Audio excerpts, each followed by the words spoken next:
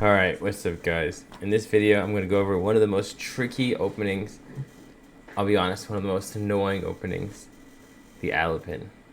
So Sicilian versus Alapin. We'll go over Alapin and delayed Alapin in this video.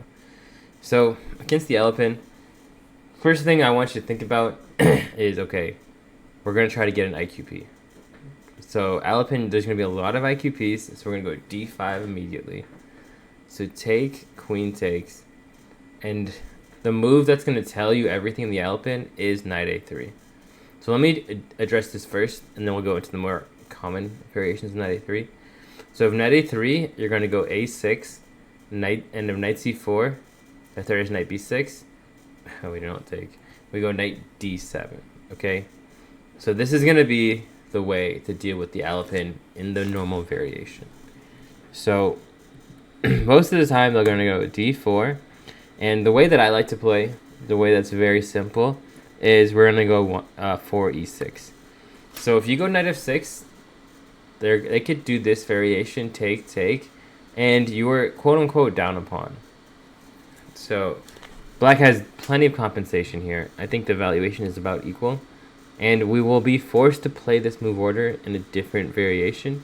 But we're down a pawn, not super happy about it. So that's why here, after d4, we go e6. So e6, so dc, obviously, now we can go into this. And we have a lot of immediate pressure on the white side, which is why the valuation is very pro-black here. So most common, we're going to say, is knight f3. So here we go knight f6, because we're trying to castle. And now let's say they go... Which one should we do? We'll save the knight a3s for later. Let's say they go bishop e2. So bishop e2, everything but bishop d3, you're going to take on d4. There you go. So we're going to go something like this. And this is going to be the IQP. And this is a big idea from Kramnik. If after knight c3, we go queen d6, knight b5, queen d8. And I've gotten this a couple times, so it is very useful to know. Bishop f4, knight d5, and here, like, black is chilling. When we play against the IQP, you're going to go b6, bishop b7, and use this diagonal. This is a really, really common idea in the Alapin.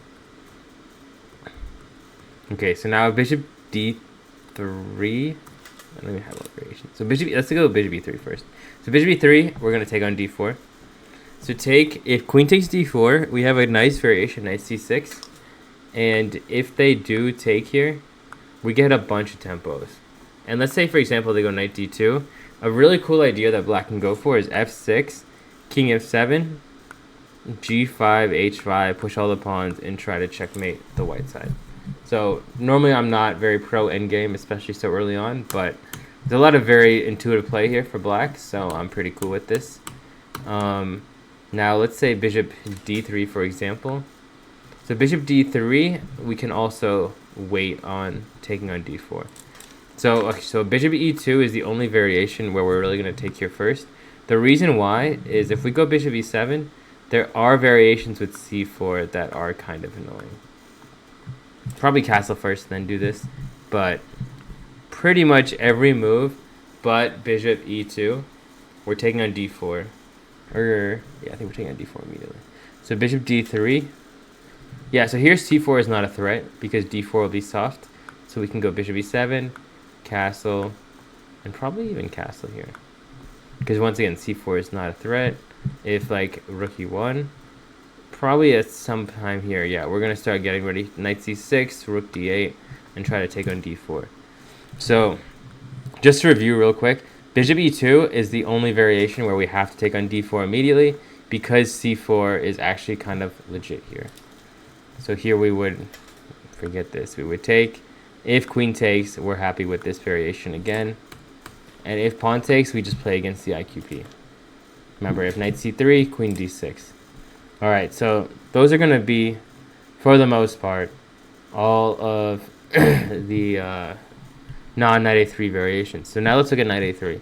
So knight a3, actually, I think knight a3, knight f6, and now knight a3 this is generally the most common way you're going to see this. So you're going to go a6, knight c4, knight d7. And here bishop e2 is kind of a move. Bishop e2, b5, and then knight e5, or knight d2 is the more like sneaky sneakerton move. So first things first, in knight e2, their idea is to go bishop f3. So you can't take this knight yet because you will lose the rook on a8. So whenever you get in these variations, the idea that I like the most is first and foremost, get out of the pin. Go queen f5. Just move out of the way so you don't have to deal with it. Now there is another way they can get this. I think it's with knight e3. Maybe knight e5. Nah, okay. Yeah, I mean these are obviously all playable. Yeah, just basically get the queen out of the line of fire ASAP. I have gotten this a couple times actually against one of my friends specifically. So I will definitely recommend knowing what to do here. Get the queen out of the line of fire ASAP, and then you can kind of chill in the position. Okay, so actually, as far as Alapin goes, I think that's going to be it. I'm going to make delayed Alapin in a different video, I think. Yeah, just kind of click through, just show you guys a couple more ideas. So here we go, e6, knight f3. So a6, of course, and then yeah, we just play against this. Okay, all right. So Alapin, try to get the IQP.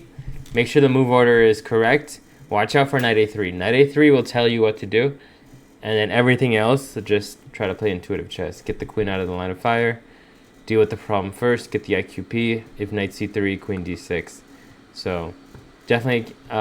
Remember all those ideas, and then you'll have a very nice, easy way to play against the Alapin. So definitely check out my other video on the delayed Alapin, and hope you guys are entertained, and hopefully you can get some entertaining games against the Alapin through this video. All right, peace.